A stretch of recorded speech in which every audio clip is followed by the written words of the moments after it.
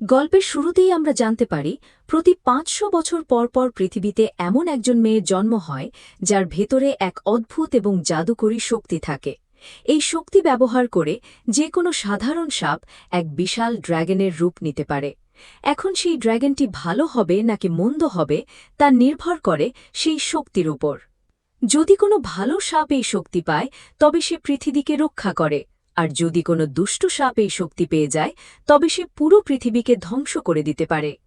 আমেরিকার Los Angeles শহরের এক জায়গায় মাটির ওপর বিশাল এক সাপের যাওয়ার মতো বড় রাস্তা বা দাগ তৈরি হয়।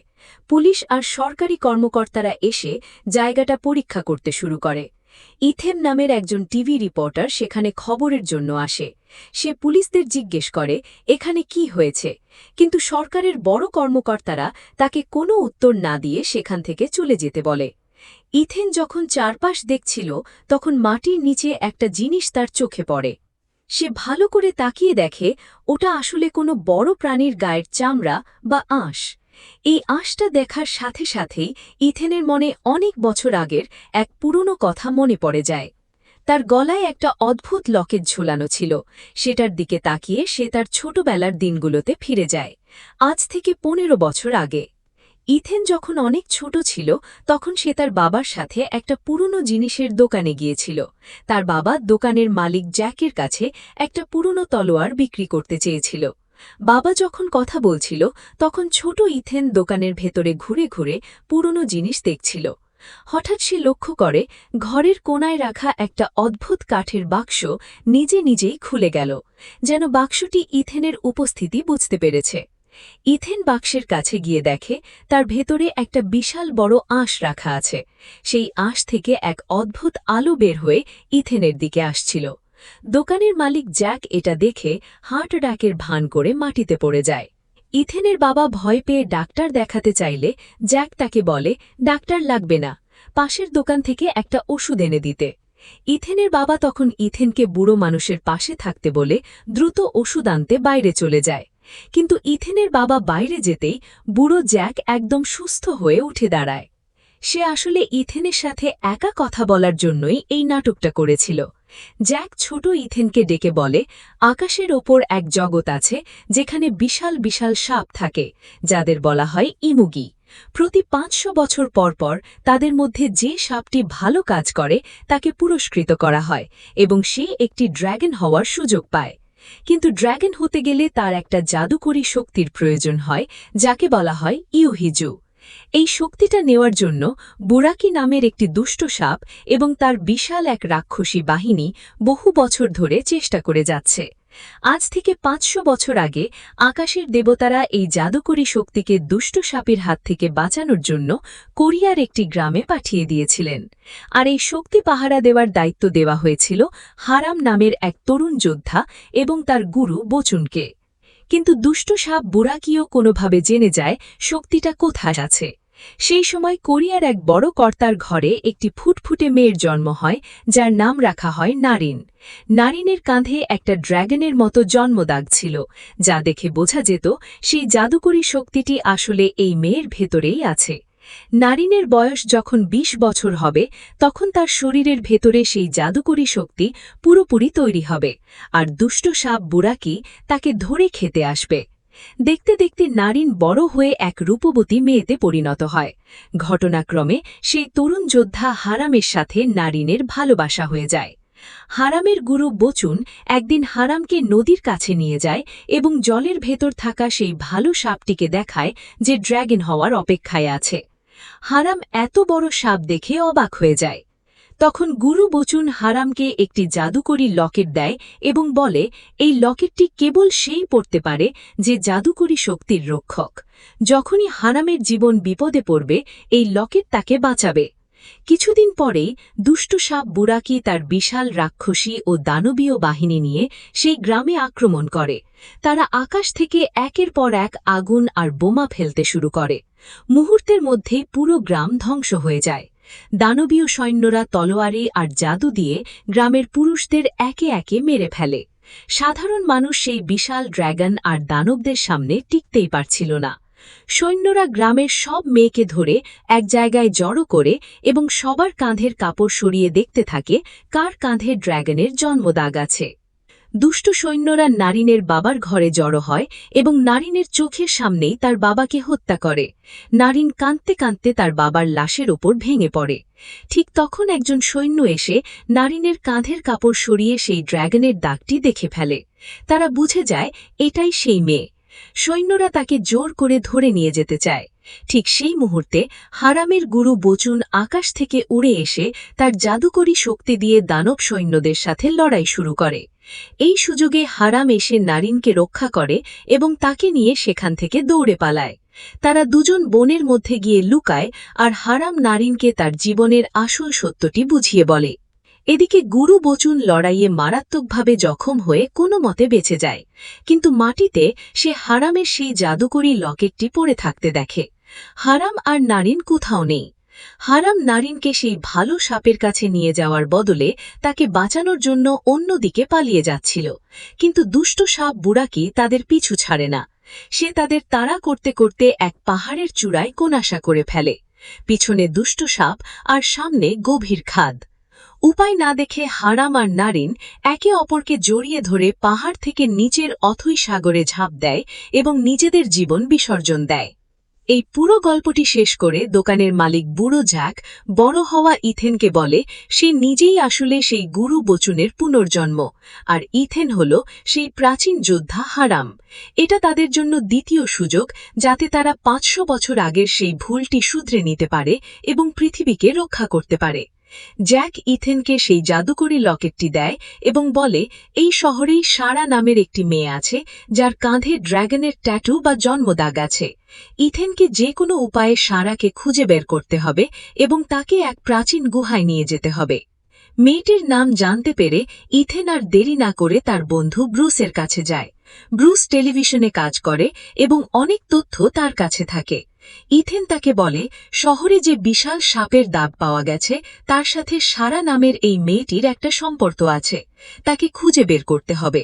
কিন্তু ব্রুস বলে শুধু একটা নাম দিয়ে এই বিশাল শহরের হাজার হাজার মেয়ের মধ্য থেকে আসল সারাকে খুঁজে বের করা অসম্ভব, আরও তথ্য লাগবে। এদিকে সারা নামের সেই মেয়েটি টিভিতে লস অ্যাঞ্জেলেস শহরের সেই বিশাল সাপের দাগের খবর দেখছিল। খবরটা দেখেই তার মনে এক অজানা ভয় কাজ করতে শুরু করে। সে তার বান্ধবীর কাছ থেকে কোনো বিদায় না দিয়েই তাড়াহুড়ো করে বাড়ি চলে যায়। সারার মনের ভেতরে অবচেতনভাবেই একটা বিপদের আভাস আসছিল। সে নিজেকে বাঁচানোর জন্য পুরনো দিনের ভবিষ্যৎবাণীর কিছু বই পড়তে শুরু করে। তার বান্ধবী ব্র্যান্ডি যখন বাড়িতে ফিরে আসে, সে দেখে সারা ঘরে অদ্ভুত সব কাগজের তাবিজ বা মন্ত্র লিখে ঝুলিয়ে রেখেছে, যাতে কোনো মন্দ শক্তি ঘরে ঢুকতে না পারে। ব্র্যান্ডি সারাকে শান্ত করার চেষ্টা করে এবং বলে সে শুধু শুধু ভয় পাচ্ছে, এসব তার মনের ভুল। কিন্তু সারার মনের ভেতরের সেই ভয় কিছুতেই যাচ্ছিল না। তার মনে হচ্ছিল কোনো এক ভয়ানক বিপদ তার খুব কাছে চলে এসেছে। সারার এই ভয় কিন্তু মোটেও ভুল ছিল না। সেই দুষ্ট সাপ বুড়াকি লস অ্যাঞ্জেলেস শহরে চলে এসেছে এবং সারার ভেতরের সেই জাদুকরী শক্তি পাওয়ার জন্য যা কিছু সামনে পাচ্ছে সব ভেঙে চুরমার করে দিচ্ছে। সারা প্রতি রাতে ভয়ানক সব স্বপ্ন দেখতে শুরু করে এবং মাঝরাতে চিৎকার করে জেগে ওঠে। তার কাঁধের সেই জন্মদাগে প্রচণ্ড ব্যথা হতে থাকে, যেন ভেতর থেকে কিছু একটা বের হয়ে আসতে চাইছে। ব্যথার চোটে সে অজ্ঞান হয়ে যাওয়ার মতো হলে অ্যাম্বুলেন্স ডেকে তাকে হাসপাতালে নিয়ে যাওয়া হয়। সারা হাসপাতালে ভর্তি হয়েছে শুনে তার বান্ধবী ব্র্যান্ডি তাকে দেখতে যাওয়ার চেষ্টা করে, কিন্তু হাসপাতালের নার্সরা তাকে ভেতরে ঢুকতে দেয় না, কারণ নিয়ম অনুযায়ী শুধু পরিবারের মানুষই দেখা করতে পারবে। কোনো উপায় না দেখে ব্র্যান্ডি সারার বাড়ি ফিরে যায়, যাতে সারার জন্য কিছু জামা কাপড় নিয়ে আসতে পারে। কিন্তু ঘরে ঢোকার পরেই ব্র্যান্ডি অনুভব করে পুরো বাড়ি আর মাটি থরথর করে কাঁপছে। ব্র্যান্ডি ভয় পেয়ে ঘর থেকে বাইরে দৌড়ে আসে। তার সামনে দাঁড়িয়ে আছে এক বিশাল সাপ। ব্র্যান্ডি চিৎকার করে ওঠার আগেই দুষ্ট সাপ বুড়াকি তাকে কামড়ে ধরে এবং পাশের সুইমিং পুলে ছুঁড়ে ফেলে দেয়। ব্র্যান্ডি সেখানেই মারা যায়। পরের দিন সকালে ইথেন খবর পায় যে এক মেয়ের বাড়িতে এক বিশাল সাপের আক্রমণে এক মেয়ে মারা গেছে। ইথেন ভয় পেয়ে যায় যে হয়তো সারা মারা গেছে, তাই সে দ্রুত সেই বাড়িতে ছুটে যায়। সেখানে পৌঁছে ইথেন জানতে পারে মৃত মেয়েটি সারা নয়, সে হল সারার বান্ধবী ব্র্যান্ডি। প্রতিবেশীরা তাকে বলে এই আক্রমণের ঠিক আগে সারাকে এক হাসপাতালে নিয়ে যাওয়া হয়েছে। ইথেন তখন দ্রুত হাসপাতালের দিকে রওনা দেয়।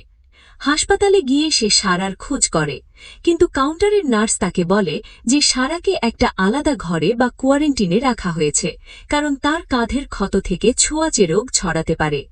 ইথেন ভেতরে ঢোকার অন্য পথ খুঁজতে থাকে। তখন এক ডাক্তারের সাথে তার দেখা হয় যে টিভিতে ইথেনের রিপোর্টিং দেখত এবং সে ইথেনের অনেক বড় ভক্ত ছিল। সেই ডাক্তার ইথেনকে সাহায্য করে এবং সরাসরি সারার ঘরে নিয়ে যায়। ইথেন সারার কাছে গিয়ে বলে যে সে সারার সব কথা বিশ্বাস করে এবং তার মনের ভয়টা সত্যি। সে তাকে বোঝায় যে সেই দানবটি আমাদের খুব কাছে চলে এসেছে, তাই এখনই এই হাসপাতাল ছেড়ে পালাতে হবে। ঠিক তখনই পুরো হাসপাতাল ভবনটি প্রচণ্ড জোরে কেঁপে ওঠে।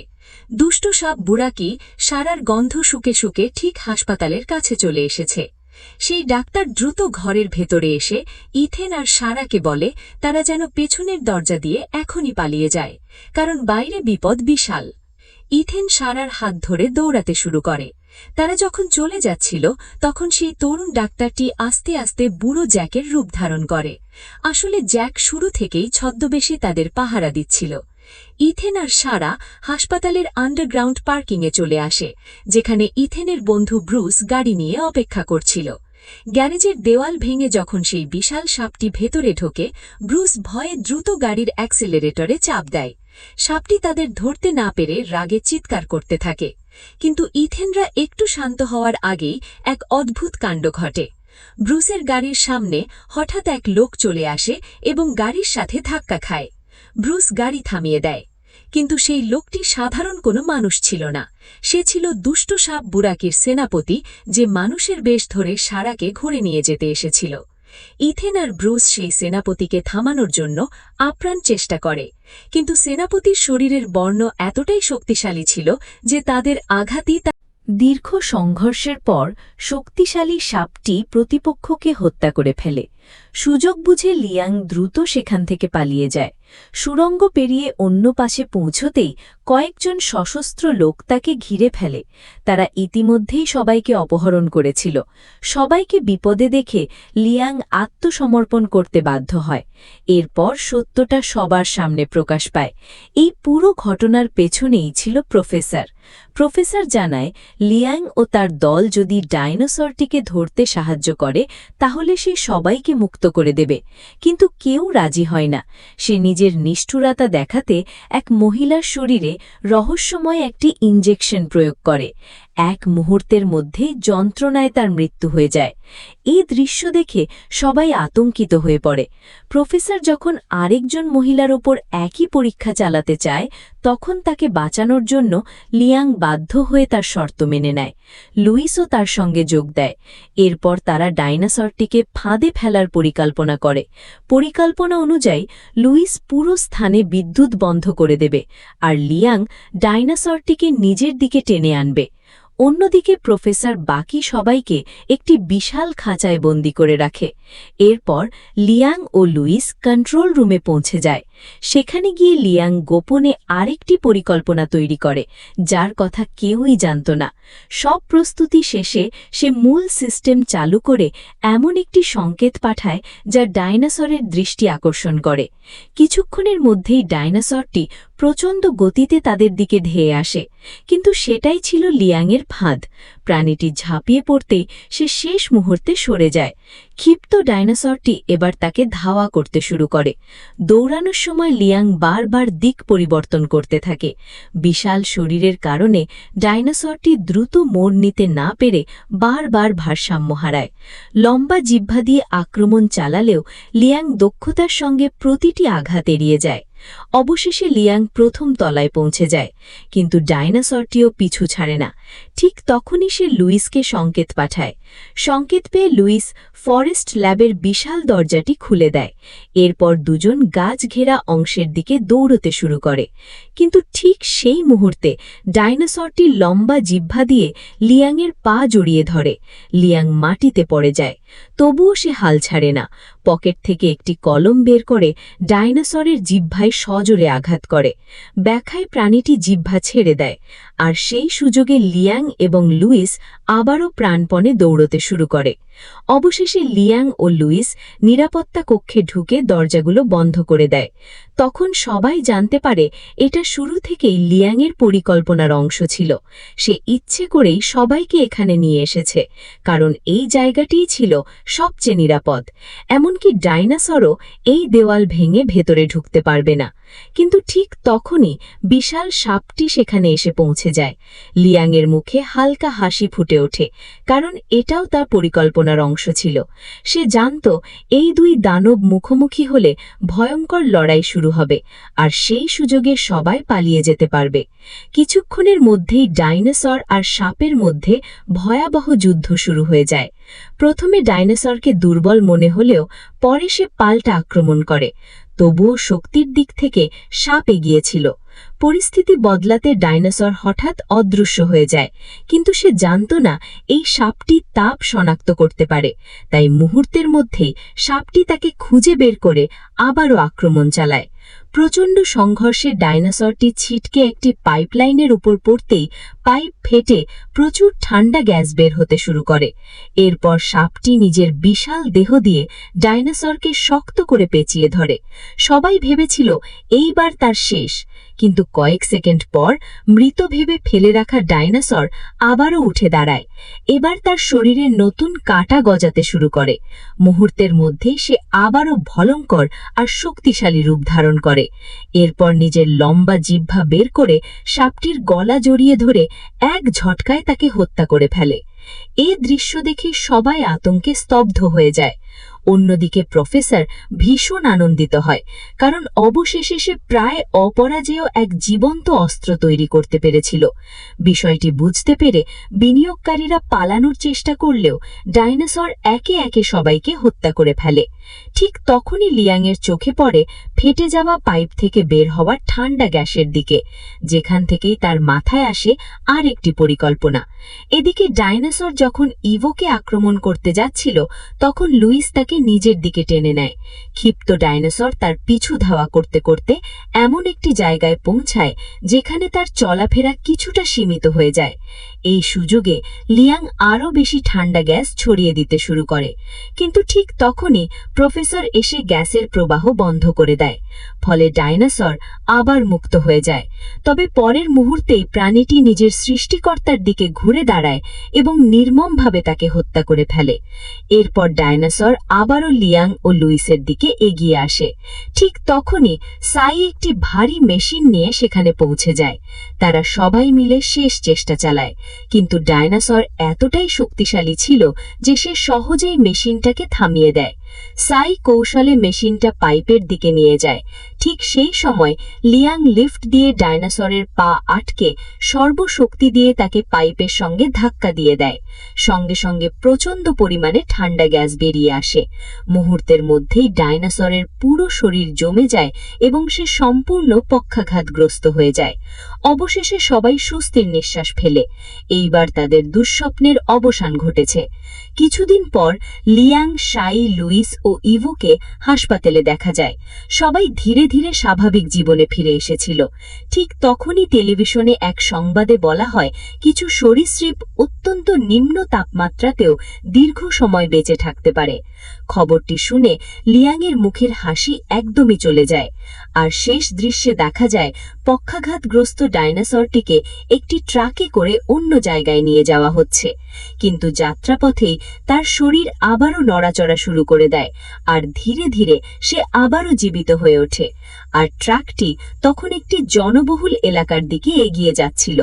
আর এই মিস্ট্রিতেই সিনেমাটি এখানেই শেষ হয়ে যায়। তো বন্ধুরা, এতদিন তো আপনারা শুধু সাপের লড়াই দেখেছেন, তো আজকে সাপ আর ড্রাগনের লড়াই আপনাদের কাছে কেমন লাগলো? আবারও কিন্তু প্রচণ্ড গরম পড়ে গিয়েছে, আপনারা কিন্তু খুবই সাবধানে থাকবেন।